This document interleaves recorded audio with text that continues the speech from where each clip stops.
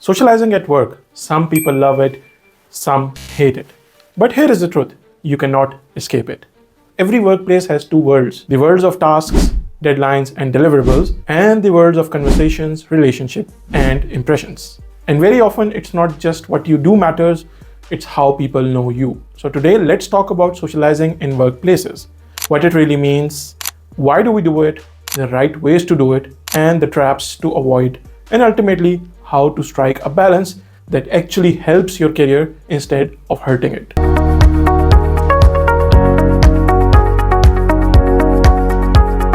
Hey everyone, this is Sajid. Welcome back to the channel where we simplify work and life in practical ways. Socializing at work does not mean gossiping at coffee machines or trying to impress your boss all day. It's about building meaningful interactions that help you grow, collaborate better, and be recognized for the right reasons. And in this video, we will break it all down, and I assure that you will definitely get something beneficial out of it. But first, let's understand what is socialization. Let's start with the basics. What do we mean by socializing or socialization?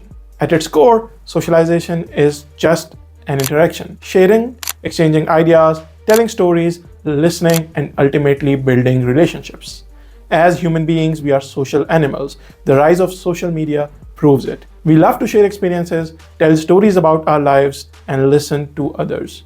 But here is the catch. Not every story is interesting to everyone. Some people click with your vibe while others don't, and that's absolutely okay.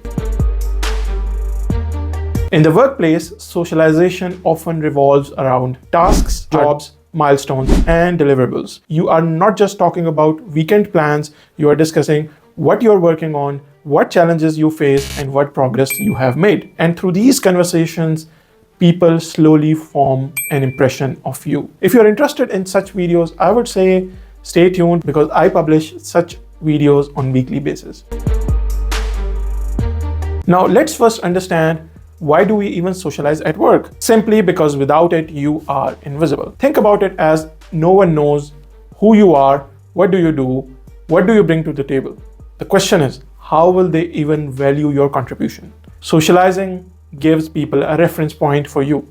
For some, you might be an expert in XYZ. For others, you are a guy who always solves problems. And for some, if you're not careful, you might be a complainer or the person who slows things down.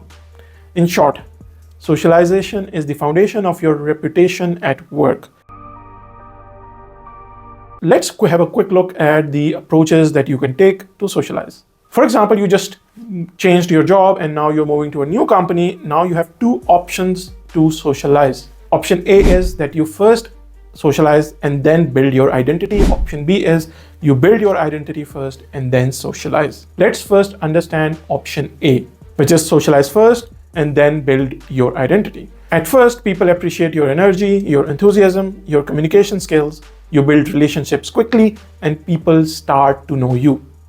But here's the problem. If you don't back it up with solid work, you risk being known only for your friendliness. People will say, yeah, he's good to talk to, but what does he actually do? And that's not the reputation you want in the long run, correct?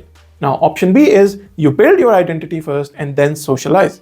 The second approach flips it. You focus on your work first, deliver results, meet deadlines, build credibility through what you actually produce. Once your work speaks for you, you add socialization on top of it. This way, people see you as hardworking, reliable, and skilled, and they also get to know you as approachable, collaborative, and good with people. That's a much stronger combination. So the lesson here is balance. Socialize enough so people know you, but anchor your reputation in your work first. Now, let's also talk about the traps and how to avoid them. Pattern number 1, always saying yes.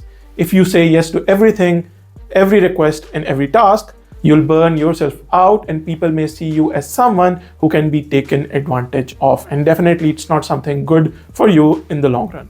Then the other extreme is you always say no. On the flip side, if you constantly say no, you will be known as difficult and unhelpful.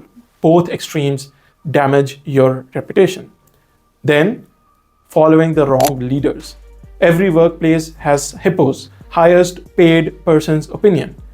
Just because someone gives orders does not mean they are real leaders. True leaders are respected, not feared. If you only follow the loudest voice in the room, you risk aligning yourself with the wrong influence. Taking initiative in everything.